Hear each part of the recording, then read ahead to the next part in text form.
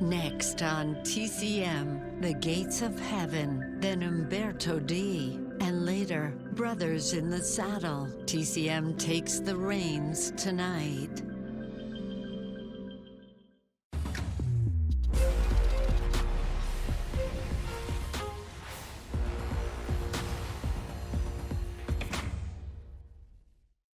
Welcome to TCM Imports. I'm Alicia Malone.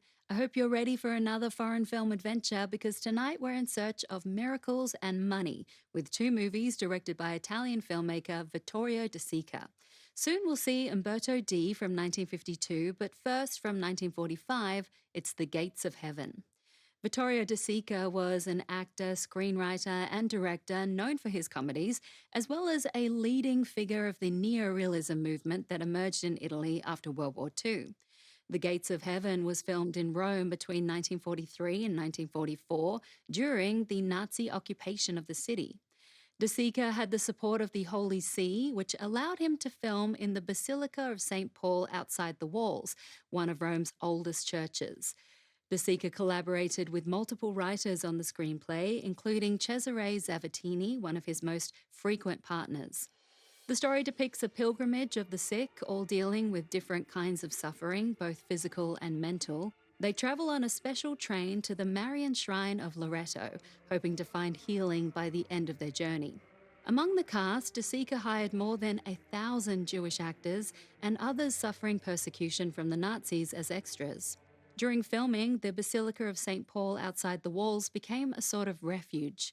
As De Sica explained, at one point it was a besieged fortress with 3,000 refugees inside. One day, bombs fell all around the church and we were all unharmed inside. From 1945, enjoy The Gates of Heaven.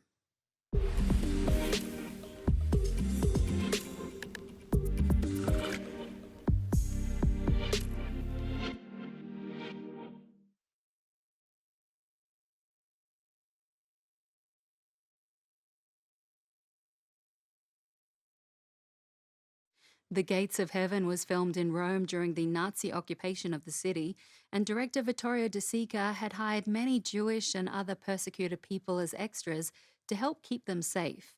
He delayed the production as long as possible, hoping that the Allies would liberate the city before he had to finish. And this film was made with the full support of the Vatican. The substitute of the Secretariat of State was heavily involved in producing the movie, and that Monsignor went on to become Pope Paul VI, elected to lead the Catholic Church in 1963. For Vittorio De Sica, The Gates of Heaven was one of his lesser-known Italian neorealism films, coming after The Children Are Watching Us from 1943 and before Bicycle Thieves from 1948, also before our next movie. TCM Imports will continue after the break with another Italian neorealist film directed by Vittorio De Sica.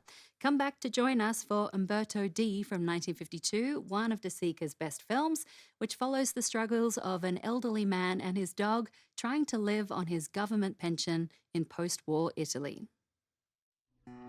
Next on TCM, Umberto D, then Brothers in the Saddle, and later, Edge of the City. TCM is on the brink tonight.